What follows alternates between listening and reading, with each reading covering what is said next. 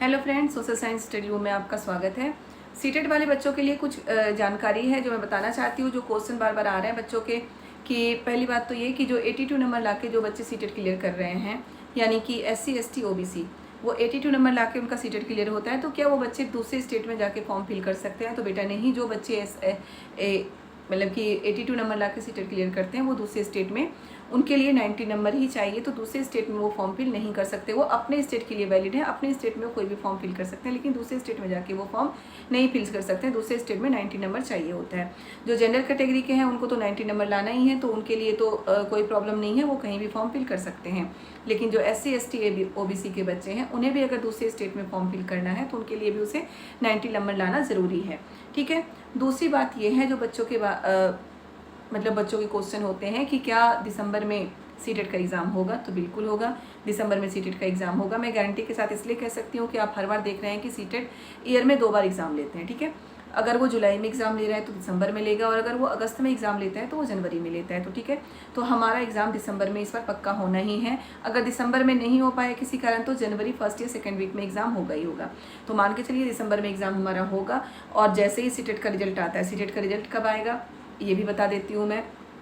CTET के देखिए जो ऑफिशियल आंसर की है वो तीसरे वीक में, हमेशा एग्ज़ाम होने के तो थर्ड जो वीक होता है उसमें ऑफिशियल आंसर की जो CBSE ऑफिशियल आंसर की रिलीज़ कर देती है। उसके बाद 3 से 4 दिन का, 4 से 5 दिन का टाइम होता है कि आपको अगर कोई प्रॉब्लम है, कोई गलत लग रहा है कि हमारा आंसर सही था, या फिर जो आंसर की से मिला के आप देख सकते हैं और जाके उसमें आप मतलब 4 से 5 दिन का टाइम होता है कि आप उसमें चैलेंज कर सकते हैं अपने क्वेश्चन, अपने आंसर के लिए।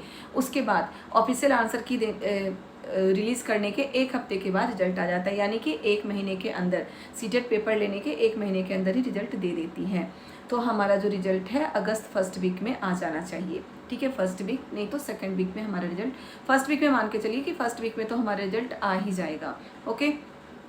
तो फर्स्ट वीक में एक बार ऐसा भी हुआ था कि सीटेट बहुत जल्दी 25 दिन में ही रिजल्ट दे दी थी, तो हमारा हो सकता है जुलाई में ही रिजल्ट आ जाए। तो BPSC का भी आपको पता है कि BPSC ट्री 4.0 के जो फॉर्म फिल वो जुलाई एंड तक स्टार्ट हो ही जाएगा। तो जो सीटेट वाले बच्चे हैं जिनका सीटेट क्लियर हो जाएगा वो उस पर फॉर्म फिल कर सकते हैं। ओके। तीसरी बात यह है कि क्या सिलेबस चेंज होगा? तो सिलेबस में कोई चेंज नहीं होना है। जो NCERT की बुक है वही पढ़ेंगे हम, वहीं से आना है। 6 to 8 की जो NCERT है वही सिलेबस है, वहीं से हमारा आएगा।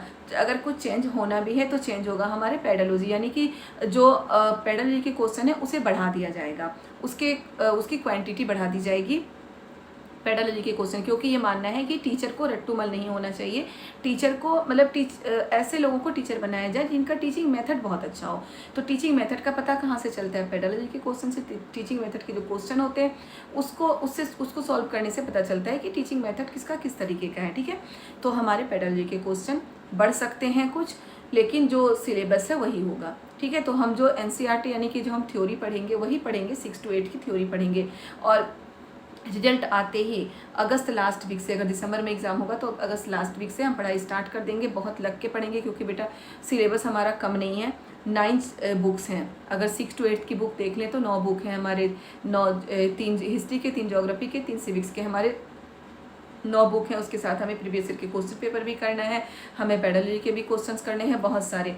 पेडालॉजी के क्वेश्चन अगर बढ़ रहे हैं तो इसमें आपको डरने की ज़रूरत बिल्कुल भी नहीं है, क्योंकि पेडालॉजी के जो क्वेश्चन होते हैं, मैंने जो 17 पॉइंट आपको बताए थे, जो ट्रिक और टिप्स बताए थे, 17 पॉइंट उसमें बताए थे मैंने, अगर वो 17 पॉइंट्स आप बहुत अच्छे से समझ लेते हैं तो आपके पेडालॉजी के 50% क्वेश्चन तो सही हो जाएंगे, ये मेरी गारंटी है। 50% क्वेश्चन आप सही करके आओगे। दूसरी बात यह है कि जो हम NCERT की बुक पढ़ते हैं उससे भी हमारे बहुत सारे क्वेश्चन पेडालॉजी के मिल जाते हैं, जो मैं आपको थ्योरी कराते कराते बताती जाती हूँ।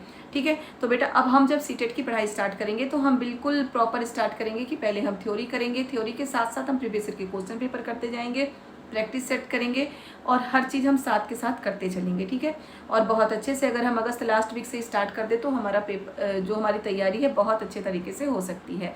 ओके बच्चों, तो ऑल द बेस्ट। जिनका भी रिजल्ट आने वाला है, रिजल्ट आ जाए तो आप कमेंट करके ज़रूर बताइएगा कि आपका रिजल्ट मतलब कितने नंबर से आपका क्लियर हुआ है सीटेट, कमेंट करके ज़रूर बताइएगा। ऑल द बेस्ट बच्चों।